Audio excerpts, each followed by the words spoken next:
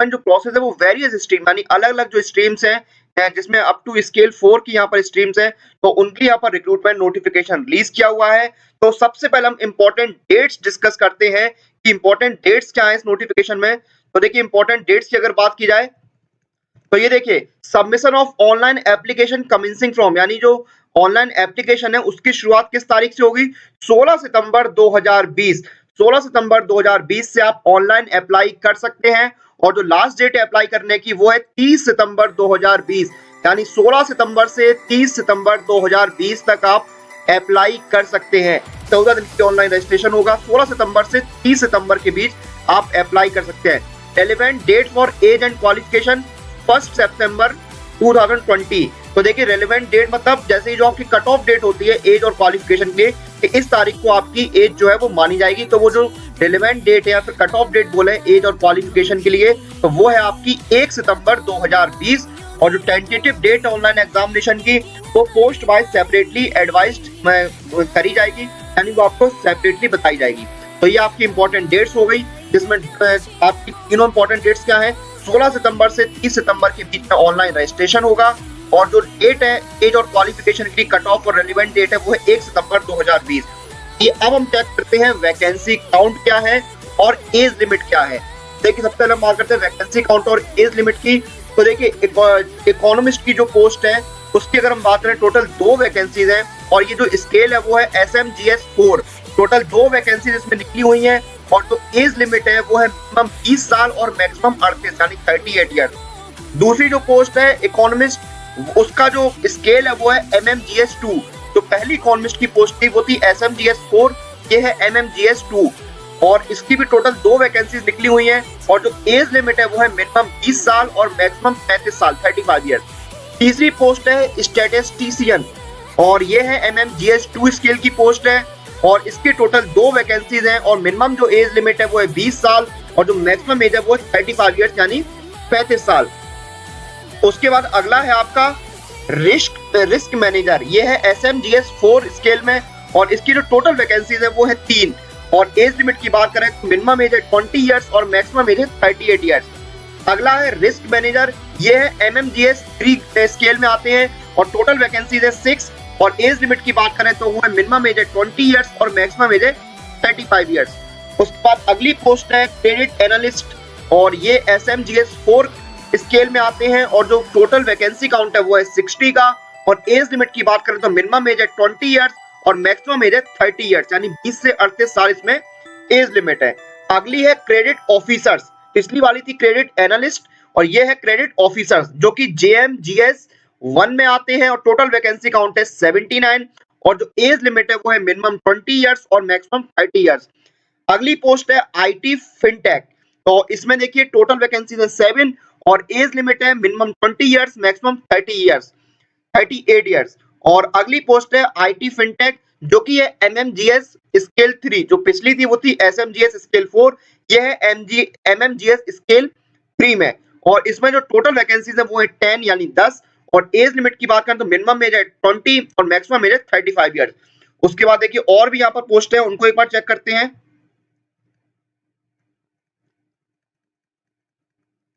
हाँ तो अब हम बात करते हैं IT फिनटेक MMGS 2, अभी क्या थी SMGS 4 फिर MMGS 3, अब है IT fintech MMGS 2। Total vacancies है 13 यानी 13। एज लिमिट की बात करें तो मिनिमम एज है 20 साल और मैक्सिमम एज है 32 साल। अगली पोस्ट है IT डाटा साइंटिस्ट, ये है SMGS 4 स्केल में आती है और टोटल 3 वैकेंसीज निकली हुई हैं और मिनिमम एज है इसके लिए 20 साल और मैक्सिमम एज है 38 यानी 38 साल। फिर अगली पोस्ट है IT यानी डाटा एनालिस्ट MMGS 3 स्केल में आते हैं, टोटल वैकेंसीज है 3 और मिनिमम एज है 20 से 35 साल। फिर है IT डाटा एनालिस्ट जो कि MMGS 2 में आते हैं, टोटल वैकेंसी है 6, मिनिमम एज मांगी गई है 20 साल और मैक्सिमम एज मांगी गई है 32 साल। अगली पोस्ट है IT इंफो सिक्योरिटी, इसमें देखिए आपकी क्या है SMGS स्केल 4 में आते हैं, मिनिमम एज है 20, मैक्सिमम एज है 38। उसके बाद अगली पोस्ट है IT इंफो सिक्योरिटी, इसमें मिनिमम एज है 20, मैक्सिमम एज है 35। अगली पोस्ट है IT info security MMGS 2 scale की, जिसमें मिनिमम एज 20 मांगी गई है, मैक्सिमम एज मांगी गई है 32। और उसके बाद अगली पोस्ट है टेक अप्रेजल, ये MMGS 2 में आती है। इसकी जो वैकेंसी काउंट है वो है 10 और एज लिमिट है वो है मिनिमम 20 और मैक्सिमम 35। इस तरह से टोटल आपकी 214 वैकेंसीज निकली हुई हैं अलग अलग पोस्ट के लिए। और जो एज लिमिट है वो मैं फिर से बता दूं, जो आपकी एज लिमिट के लिए जो रिलेवेंट डेट है, जो कट ऑफ डेट है, वो है 1 सितंबर 2020। यानी 1 सितंबर 2020 को जो आपकी उम्र होगी वही फाइनल एज आपकी मानी जाएगी। तो ये हो गया आपका वैकेंसी काउंट और एज लिमिट। अब हम चेक करते हैं सैलरी क्या रहने वाली है इसमें। तो देखिए सैलरी क्या है जी, ये जो मैं बता रहा हूँ ये बेसिक पे है। तो देखिए junior management grade scale 1 SMGS 1 की जो पे स्केल है वो है 23,700, 23,700 बेसिक पे होगी। JMGS जिसे जूनियर मैनेजमेंट ग्रेड स्केल 1 बोलते हैं, 23,700 बेसिक पे होगी। उसके बाद middle management grade scale MMGS 2 में जो बेसिक पे होगी वो होगी 31,705। फिर middle management grade scale 3 MMGS 3 में जो बेसिक पे होगी वो होगी 42,020 और senior management grade scale 4 SMGS 4 जिसको बोलते हैं शॉर्ट में, उसकी जो बेसिक पे होगी वो होगी 50,030, 50,030। तो ये हो गई आपकी यहाँ पर वैकेंसी की सैलरी की बात। अब हम चेक करते हैं एलिजिबिलिटी क्राइटेरिया इसमें क्या रहने वाला है।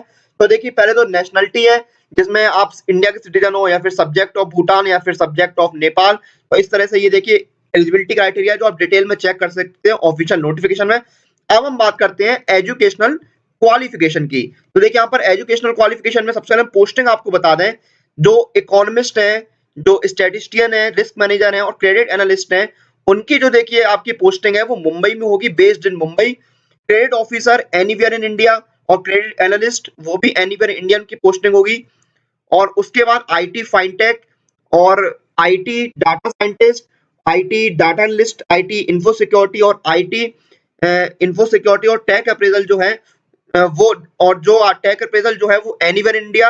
और बाकी जो पोस्ट है वो बेस्ड इन मुंबई या नवी मुंबई।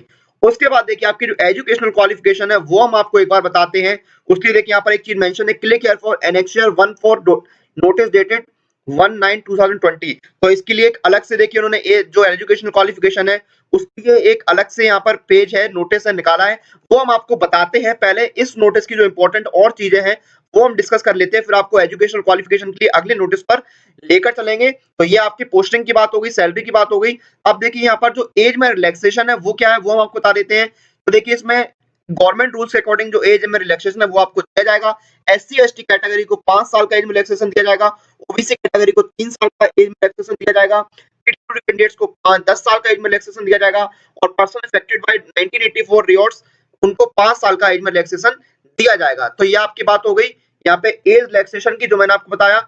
उसके बाद देखिए एज रिलैक्सेशन के बाद हम बात करते हैं और जो इंपॉर्टेंट चीजें हैं इस नोटिस की, फिर हम आपको एजुकेशनल क्वालिफिकेशन पर भी लेकर चलेंगे।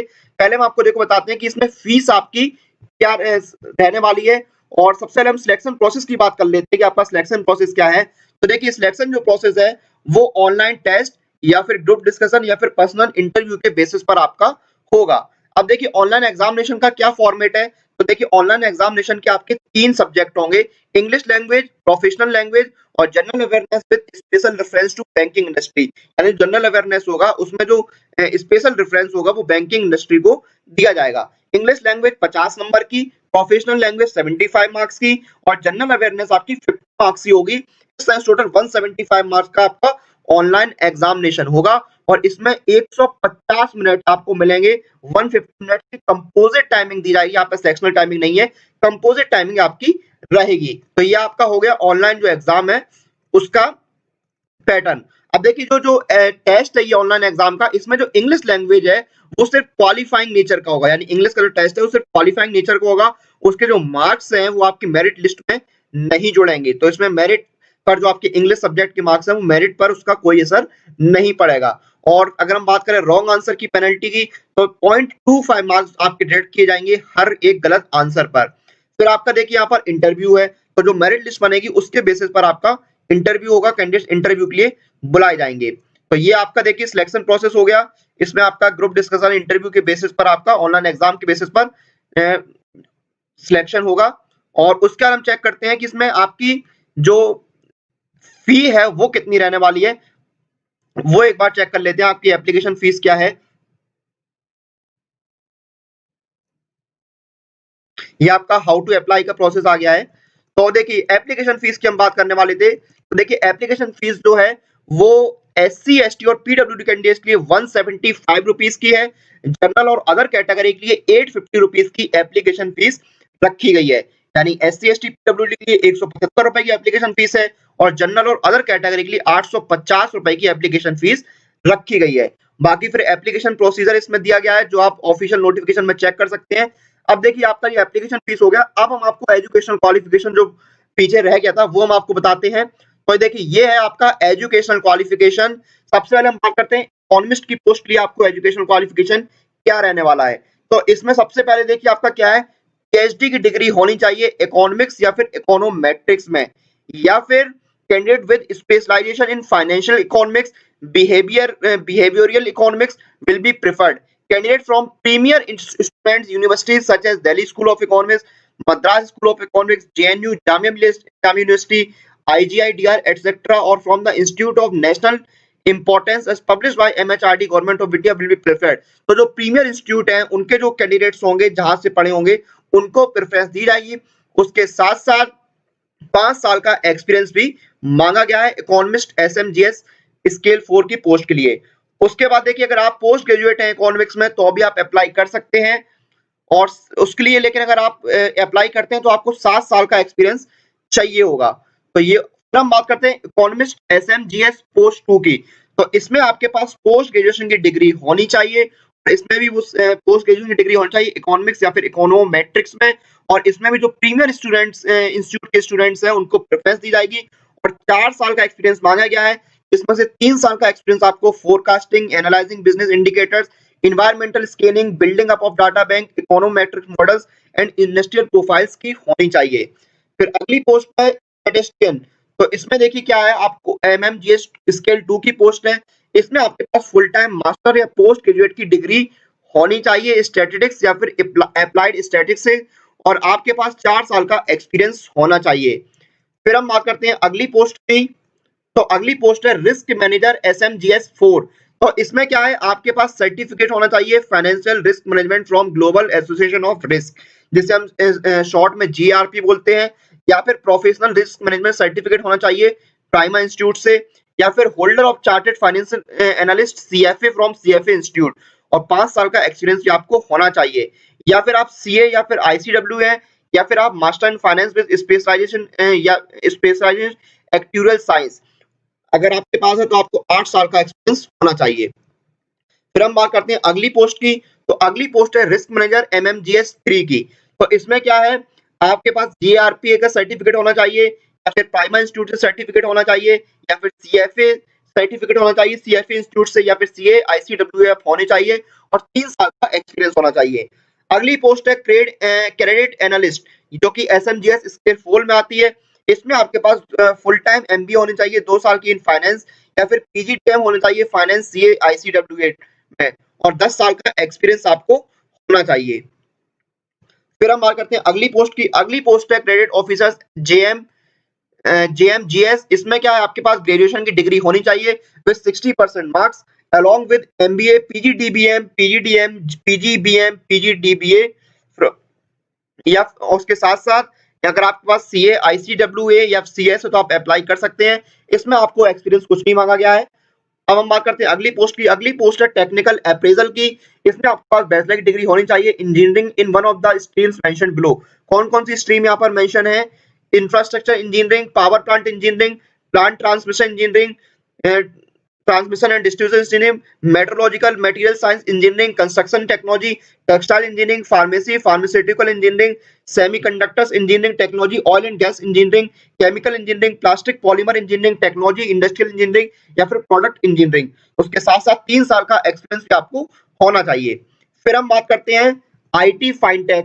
तो इसमें क्या है, आपके पास BE या BTech की डिग्री होनी चाहिए। अभी मैं SMGS ग्रुप 4 की बात कर रहा हूं, तो BE या BTech की डिग्री होनी चाहिए, फुल टाइम MBA होने चाहिए आप, और आपके पास मिनिमम 8 इयर्स का एक्सपीरियंस होना चाहिए। और IT फिनटेक MMGS 3 की बात करें तो BE या BTech होनी चाहिए कंप्यूटर साइंस, इंफॉर्मेशन टेक्नोलॉजी, या फिर इलेक्ट्रॉनिक्स से, फुल टाइम या फुल टाइम एमबीए होनी चाहिए या full time digital marketing certificate होना चाहिए और 5 साल का एक्सपीरियंस होना चाहिए। उसके बाद हम बात करते हैं आईटी फिनटेक एमएमजीएस 2 की, तो इसमें भी आपका यहाँ पे बीटेक मांगा है, उसके साथ-साथ full time MBA, full time digital marketing certificate होना चाहिए और 3 साल का एक्सपीरियंस होना चाहिए। उसके बाद हम बात करते हैं आईटी डाटा साइंटिस्ट की एमएमजीएस 4 स्केल, तो आपके पास पीएचडी या फिर मास्टर की डिग्री होनी चाहिए स्टैटिक्स, कंप्यूटर साइंस और इंजीनियरिंग में। उसके बाद एमबीए, पीजीडीएम होने चाहिए आप और 8 साल का एक्सपीरियंस होना चाहिए। फिर हम बात करते हैं आईटी डेटा एनालिस्ट की, जो कि एमएमजीएस स्केल 3 में आते हैं। आपके पास बी या बीटेक होनी चाहिए कंप्यूटर साइंस या इंफॉर्मेशन टेक्नोलॉजी या फिर इलेक्ट्रॉनिक्स एंड कम्युनिकेशन में, और आपके पास सर्टिफिकेट होना चाहिए data science big data from Jigsaw Academy, Manipal Pro Learn, ExcelR, Reva University और 5 साल का एक्सपीरियंस होना चाहिए। उसके बाद हम बात करते हैं आईटी डेटा एनालिस्ट एमएमजीएस 2, तो बी या बीटेक होने चाहिए कंप्यूटर साइंस से या फिर इलेक्ट्रॉनिक्स से या फिर इलेक्ट्रॉनिक्स एंड कम्युनिकेशन से या फिर आईटी से, और इसमें भी आपके पास सर्टिफिकेट होना चाहिए data science big data from Jigsaw Academy, Manipal Pro Learn, ExcelR, Reva University और 3 साल का एक्सपीरियंस होना चाहिए।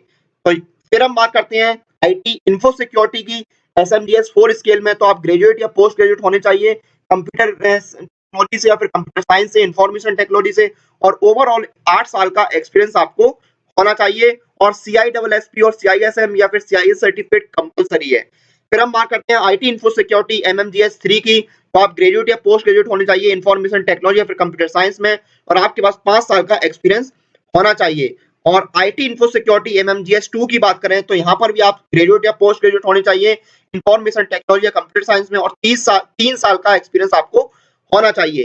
तो ये आपकी हो गई अलग अलग पोस्ट के लिए एजुकेशनल क्वालिफिकेशन, और ये था देखिए ओवरऑल नोटिफिकेशन जो कि निकला हुआ था यहाँ पर, जो हम डिस्कस कर रहे थे।